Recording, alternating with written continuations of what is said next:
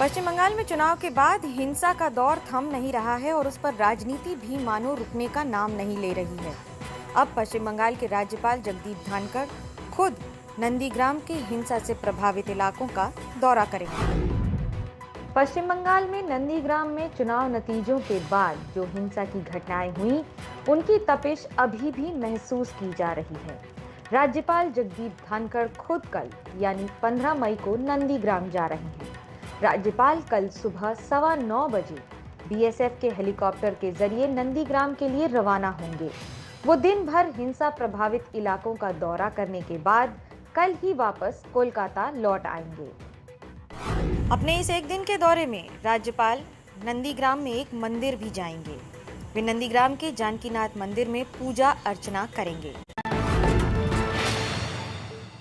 Central Vista project को लेकर जहां विपक्ष फिजूल खर्ची के आरोप लगा रहा है, वहीं सरकार अपने तर्क दे रही है। सरकार का मानना है कि सेंट्रल विस्टा प्रोजेक्ट 2026 तक पूरा होगा।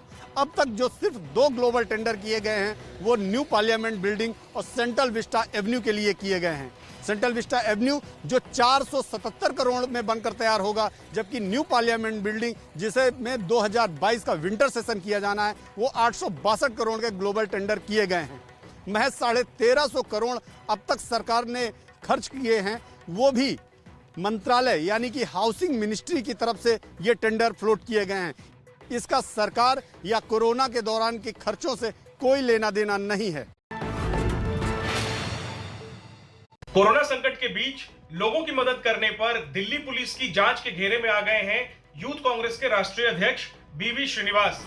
दिल्ली पुलिस की क्राइम ब्रांच की टीम यूथ कांग्रेस के दफ्तर पहुंची। यहां यूथ कांग्रेस के राष्ट्रीय अध्यक्ष और कोरोना संकट में लोगों की मदद करने के लिए चर्चा में रहे बीवी श्रीनिवास से पूछताछ की। उनसे पूछा गया कि कोरोना मदद अभियान कहां से कर रहे हैं।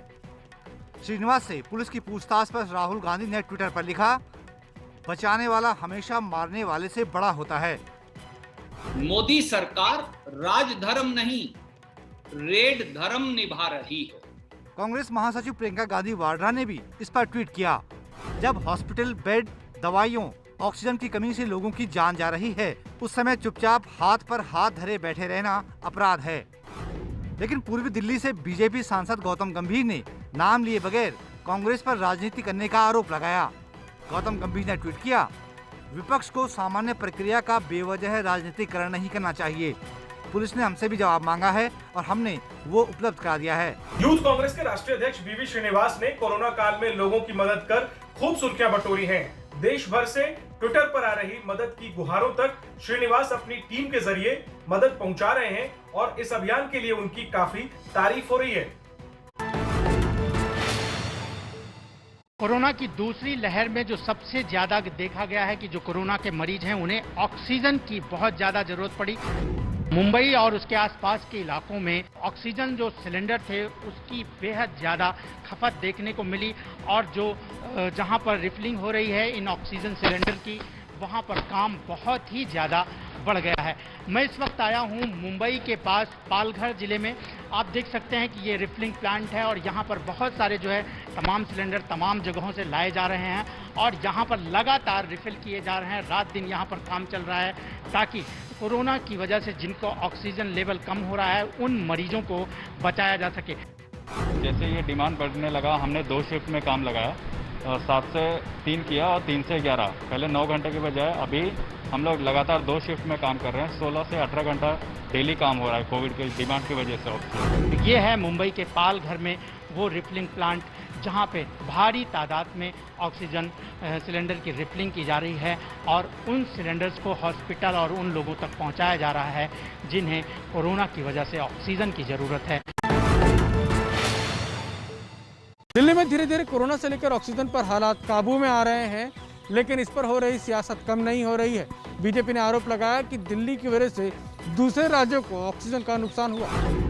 बीजेपी ने petroleum and explosive safety organisation यानी पेसो की एक रिपोर्ट के हवाले से आरोप लगाया है कि दिल्ली सरकार के पास ऑक्सीजन स्टोरेज की क्षमता नहीं है और इसका खामियाजा दूसरे राज्यों को भुगतना पड़ रहा है। किसी प्रकार का alternate storage space Arvind Kejriwal ji ने दिल्ली में निर्मित नहीं किया था और दिल्ली में मौजूद नहीं था। तो क्या कर रहे थे? अगर स्पेस मौजूद नहीं है तो अरविंद केजरीवाल जी ने आसपास के राज्यों को चुपके से इन्फॉर्म किया कि आप हमारा स्टोर करो ऑक्सीजन, और सप्लायर को फोन करके चुपके से कहा कि आप अभी सप्लाई रोक दो, इतना ऑक्सीजन भेजने की आवश्यकता नहीं। सियासी पार्टियां तो लड़ती रहेंगी, लेकिन अभी ज़रूरत ये सोचने की है कि अगर कहीं तीसरी लहर आ गई तो एक बार फिर ऑक्सीजन की कमी ना पड़ जाए।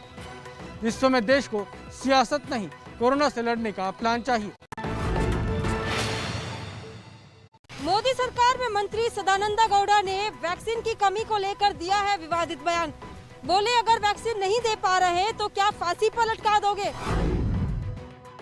देश में ऑक्सीजन और वैक्सीन की कमी पर सुप्रीम कोर्ट से लेकर हाई कोर्ट तक सरकारों से सीधे सवाल कर रहे हैं। ऐसे ही एक सवाल पर देखिए केंद्रीय मंत्री सदानंद गौड़ा कैसे भड़क गए। ವಿತ್ ಗುಡ್ ಇಂಟೆನ್ಷನ್ ಆದಷ್ಟು ಶೀಘ್ರ ದೇಶದ ಎಲ್ಲರಿಗೂ ಲಸಿಕೆ ಲಭ್ಯ ಆಗಬೇಕು ಅಂತ ಹೇಳೋದಕ್ಕೆ ಬೇಕಾಗಿದೆ. ಕೋರ್ಟ್ ನಮಗೆ ನಾಳೆ ಹೇಳ್ತಾರೆ ನೀವು ಇಷ್ಟು ಕೊಡಬೇಕು ಅಂತ ಹೇಳಿ. ನಮ್ಮಲ್ಲಿ ಮ್ಯಾನುಫ್ಯಾಕ್ಚರ್ ಆಗಲಿಲ್ಲ, ನಾವು ನಮ್ಮಷ್ಟಕ್ಕೆ ನೆನಕೊಳ್ಳಿಕ್ಕಾಗುತ್ತಾ? सदानंद गौड़ा के फांसी वाले बयान पर सियासी हड़कंप जारी है। कांग्रेस बोली कि फांसी नहीं, पद से इस्तीफा दो। गोवा के सरकारी अस्पताल में पिछले 4 दिनों में 70 से ज्यादा मरीजों की मौत से मचा हड़कंप। हाईकोर्ट में गोवा सरकार बोली ट्रक से ऑक्सीजन लाने में हुई दिक्कत की वजह से ज्यादा जाने गई। गैस प्लांट से ये ऑक्सीजन लीक हो रही है गोवा के अस्पताल में। इस अस्पताल में पिछले 4 दिनों में कोरोना के 70 से ज्यादा मरीजों की मौत हुई है। इसमें 13 मौतें बीती रात हुई है। इतनी ज्यादा मौत की वजह गोवा सरकार ने क्या बताई, ये जानकर आप हैरान रह जाएंगे। बॉम्बे हाईकोर्ट में गोवा सरकार ने कहा ऑक्सीजन लाने में देरी की वजह से ज्यादा मौतें हुई। देरी इसलिए हुई क्योंकि प्रशासन के पास ट्रक से ऑक्सीजन उतारने के लिए एक्सपर्ट ड्राइवर नहीं था। इतने लोगों की मौत और गोवा सरकार का यह बयान गुस्सा और बढ़ाता है। वैसे मरीजों की हुई मौत के मामले में गोवा सरकार ने एक जांच कमेटी का गठन किया है और 3 दिनों में रिपोर्ट सौंपने को कहा है। एक तरफ गोवा जहां कोरोना के महामारी से जूझ रही है, दूसरी तरफ स्वास्थ्य मंत्री विश्वजीत राणे और मुख्यमंत्री प्रमोद सावंत के बीच काफी मतभेद उभर कर सामने आ रहा है। स्वास्थ्य मंत्री विश्वजीत राणे ने खुद माना है, स्वास्थ्य मंत्री होते हुए भी उनका कहना है कि उन्हें नहीं पता कि रात के 1 बजे के बाद सुबह 6 बजे के बीच इतनी मौतें क्यों हो रही है। और यहाँ तक उन्होंने कहा कि हाई कोर्ट को इस मामले का संज्ञान लेते हुए इस मामले की इंक्वायरी की जानी चाहिए। दूसरी तरफ एक दूसरे विधायक जो है रूलिंग पार्टी के, उन्होंने स्वास्थ्य मंत्री पे ही आरोप लगाया है कि उनकी मिलीभगत हो सकती है कि जिसकी वजह से इतनी सारी मौतें हो रही है। अपोजिशन भी इस आरोप प्रत्यारोप के खेल में पीछे नहीं है और एक यहाँ पे कंप्लेन फाइल किया गया है पुलिस के पास स्वास्थ्य मंत्री के खिलाफ, ये कहते हुए कि उनकी ऑक्सीजन कंपनीज के साथ मिलीभगत है और जिसकी वजह से ऑक्सीजन सप्लाई में कमी होने के बावजूद भी कॉन्ट्रैक्ट जो है एक कंपनी को दिया गया है और इसमें FIR दर्ज की जानी चाहिए। कोरोना संक्रमण को रोकने के लिए सबसे कारगर हथियार जो है वो वैक्सीन है, लेकिन 18 से 44 साल की उम्र के लोगों को जम्मू में वैक्सीन नहीं मिल रही है। ये आप कोविड-19 वैक्सीनेशन सेंटर देख रहे हैं 18 से 44 साल की आयु वर्ग के लोगों के लिए, लेकिन इसके साथ ही यहाँ पर इस वैक्सीनेशन सेंटर के बाहर बोर्ड लगाया गया है जिसमें लिखा गया है कि वैक्सीन की कमी के चलते अभी फिलहाल जो 18 से 44 साल की आयु वर्ग के लोग हैं उन्हें वैक्सीनेशन जो है वो नहीं किया जा सकता। वैक्सीनेशन सेंटर 18 साल से 44 साल की उम्र के लोगों के लिए बनाए गए वो बंद हैं और जहां तक बात ऑनलाइन बुकिंग्स की है तो ऑनलाइन बुकिंग्स भी नहीं हो रही। ऐसे में इस आयु वर्ग के लोग जम्मू में दर दर भटकने को मजबूर है क्योंकि सरकार इस आयु वर्ग के लोगों को लेकर कोई स्पष्ट नीति लेकर सामने नहीं आई है। आज मैं पहुंचा हूं मुंबई के पास पालघर में उस लैब में जहां पर रेमडेसिविर का प्रोडक्शन किया जा रहा है। लैब में रेमडेसिविर तैयार की जा रही है और रात दिन तमाम कर्मचारी जो है किस तरह से लगे हुए हैं, काम कर रहे हैं। मैं इस वक्त जिस लैब में हूं आप देख सकते हैं कि ये कमला लाइफ साइंसेज लैब है यहाँ पर पालघर में, और यहाँ पर किस तरह से यहाँ पर कर्मचारी लगे हुए हैं और रेमडेसिविर जो दवा है यहाँ पर बनकर आ रही है और इसे बाजार में ले जाने के लिए तैयार किया जा रहा है।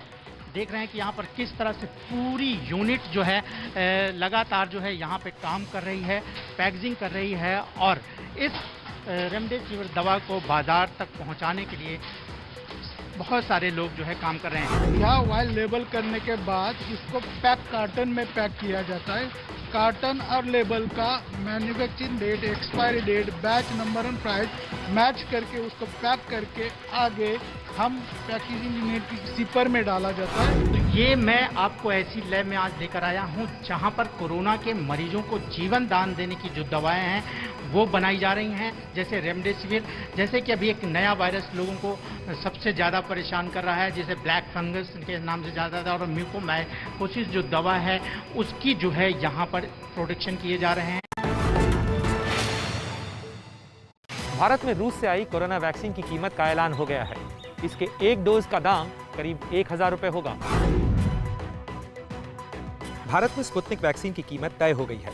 इस वैक्सीन को डिस्ट्रीब्यूट करने वाली कंपनी डॉक्टर रेड्डीज के मुताबिक स्पुतनिक वैक्सीन की कीमत 948 रुपए होगी और इस पर 5% GST लगेगा, यानी स्पुतनिक वैक्सीन की कीमत 995 रुपए होगी। डॉक्टर रेड्डीज ने यह भी कहा है कि जब वैक्सीन को लेकर लोकल सप्लाई शुरू हो जाएगी तो कीमतें और भी कम हो सकती हैं। सॉफ्ट लॉन्च के बाद आज हैदराबाद में स्पुतनिक वैक्सीन की पहली डोज दी गई। डॉक्टर रेड्डीज के एक अधिकारी दीपक सापरा को भारत में स्पुतनिक वैक्सीन की पहली डोज दी गई। आम लोगों को अगले हफ्ते से ये वैक्सीन मिलने लगेगा। स्पुतनिक 5 वैक्सीन रूस में तैयार की गई। इसे कोविड-19 के खिलाफ काफी कारगर माना जा रहा है। अगले कुछ महीनों के भीतर इसके व्यापक उत्पादन का काम भारत में शुरू हो जाएगा। देश में जल्द आ सकती है नाक से लगने वाली कोरोना वैक्सीन। इस वैक्सीन के कई फायदे हैं और ये नेजल वैक्सीन कोरोना की लड़ाई में गेम चेंज सकती है। नेजल वैक्सीन के पहले फायदे समझिए। इंजेक्शन से वैक्सीन लगाने की जरूरत नहीं पड़ेगी। नाक के अंदरूनी हिस्सों में इम्यूनिटी तैयार होने से सांसों से वायरस के संक्रमण का खतरा कम होगा। नेजल वैक्सीन से फेफड़ों के ऊपरी हिस्से और नाक पर भी सुरक्षा होगी। इंजेक्शन से वैक्सीन नहीं लगेगी तो हेल्थ केयर वर्कर्स को ट्रेनिंग देने की जरूरत नहीं होगी। इसका उत्पादन आसान होगा जिससे वैक्सीन वेस्टेज की संभावना घटेगी। इसे आप अपने साथ कहीं भी ले जा सकते हैं और स्टोरेज की भी समस्या कम होगी। नेजल वैक्सीन में केवल 4 बूंदें ही लेनी होती हैं। पोलियो ड्रॉप की तरह 2-2 बूंदें दोनों नथुनों में। भारत बायोटेक ने अपनी इस नेजल वैक्सीन के क्लिनिकल ट्रायल अप्रैल के महीने में शुरू कर दिए हैं और भारत सरकार के मुताबिक अगर सब कुछ ठीक रहा तो जल्द ही 10 करोड़ डोज उपलब्ध हो जाएंगी। कोरोना वायरस की दूसरी लहर पर बोले पीएम मोदी, कहा 100 सालों में ऐसी आपदा आई है। बहुरूपीय वायरस ने कई लोगों को हमसे छीना, लेकिन मैं देशवासियों का दर्द समझता हूं। देश का प्रधान सेवक होने के नाते आपकी हर भावना का मैं सहभागी हूं। कोरोना की सेकंड वेव से मुकाबले में संसाधनों से जुड़े जो भी गतिरोध थे वो तेजी से दूर किए जा रहे हैं। युद्ध स्तर पर काम करने का प्रयास हो रहा है। आपने देखा होगा सरकार के सभी विभाग, सारे संसाधन हमारे देश के सुरक्षा बल, हमारे साइंटिस्ट, हर कोई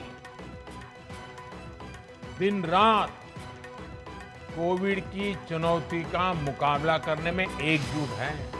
पीएम मोदी ने आज फिर संदेश दिया, कोरोना से बचने के लिए टीका जरूर लगवाएं, लेकिन टीका लगवाने के बाद भी मास्क पहने और 2 गज की दूरी जरूर अपनाएं। इजराइल के सुरक्षा बलों और फिलिस्तीन के संगठन हमास के बीच लड़ाई जारी है। बीते कुछ दिनों के दौरान अब तक 100 से ज्यादा लोगों की जान जा चुकी है। पूरे इलाके में रात और दिन रॉकेट के धमाके और गोलाबारी की गरज सुनाई देती रहती है। हवा में एक के बाद एक रॉकेट छूट रहे हैं और इमारतों के बीच ऐसे ही धमाके हो रहे हैं। अब देखिए ये तस्वीरें, टैंक कैसे गोला बरसा रहे हैं। दिन हो या रात, इजराइल और फिलिस्तीन के हमास के बीच ऐसे ही जंग जारी है। रात की ये तस्वीरें देखिए, कैसे आसमान में रॉकेट पर रॉकेट दागे जा रहे हैं। इजराइल और हमास की लड़ाई अब बड़ी जंग की तरफ बढ़ती नजर आ रही है। हमास और इजराइल के बीच हुए हमलों में अब तक 100 से ज्यादा लोगों की जानें जा चुकी हैं। इसमें 27 बच्चे भी शामिल हैं। लड़ाई में 580 लोग घायल हुए हैं। मरने वालों में 7 इजराइल के हैं, बाकी फिलिस्तीन के हैं जो इजराइल की एयर स्ट्राइक में मारे गए हैं। खतरा इस बात का है कि इजराइल और फिलिस्तीन के बीच चल रही लड़ाई अगर यूं ही जारी रही तो इसका दायरा केवल 2 मुल्कों तक सीमित नहीं रहेगा, बल्कि इस जंग में कुछ और देश भी कूद सकते हैं। नेपाल में फिर प्रधानमंत्री बने केपी शर्मा ओली। संसद में बहुमत न हासिल करने के बावजूद राष्ट्रपति विद्यादेवी भंडारी ने केपी शर्मा ओली को प्रधानमंत्री नियुक्त किया है। केपी शर्मा ओली फिर से नेपाल के प्रधानमंत्री नियुक्त कर दिए गए हैं। तमाम खींचतान के बाद भी विपक्षी दल नई सरकार बनाने के लिए सदन में बहुमत नहीं जुटा पाए तो ओली की फिर से लॉटरी खुल गई। ओली के सोमवार को विश्वास मत खोने के बाद राष्ट्रपति ने विपक्ष को सरकार बनाने का वक्त दिया था, लेकिन नेपाल के राजनीतिक दल अपने धड़ों के बीच गुटबाजी के चलते अभी तक इस मामले पर कोई सहमति नहीं बना पाए और ओली फिर से प्रधानमंत्री बन गए। नेपाल के प्रधानमंत्री केपी शर्मा ओली ने अपने पिछले कार्यकाल में चीन की शह पर भारत के लिए मुश्किलें खड़ी की। बाद में उन्होंने भारत को साधने का भी प्रयास किया। ऐसे में एक बार फिर प्रधानमंत्री बने केपी शर्मा ओली की राजनीति अब की बार किस करवट बैठेगी, ये देखना काफी रोचक होगा। जापान में ओलंपिक आयोजकों का बड़ा फैसला, 2 लाख की जगह अब सिर्फ 80,000 अधिकारियों को ही एंट्री मिलेगी। जापान ने भारत पर ट्रैवल बैन लगाया। ओलंपिक खेलों के लिए ये वही मशाल है जो पूरी दुनिया में घूमकर टोक्यो पहुंच चुकी है, लेकिन कोरोना की दूसरी लहर का असर ओलंपिक गेम्स पर भी दिखने लगा है। टोक्यो ओलंपिक गेम्स में अब सिर्फ 2 महीने का वक्त रह गया है। इससे पहले टोक्यो ऑर्गेनाइजिंग कमेटी ने ओलंपिक और पैरालंपिक के लिए विदेश से आने वाले अधिकारियों की संख्या को 60% तक कम करने का फैसला लिया है। इन दोनों इवेंट को मिलाकर करीब 1,80,000 अधिकारी टोक्यो पहुंचने वाले थे। अब सिर्फ 80,000 अधिकारी ही इवेंट के लिए आ सकेंगे। वहीं भारत के लिए भी मुश्किलें बढ़ गई है। जापान ने भारत पर अनिश्चित काल के लिए ट्रैवल बैन लगा दिया है।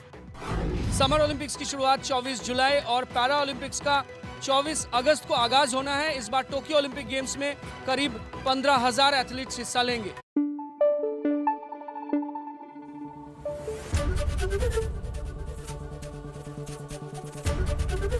एबीपी न्यूज आपको रखे आगे।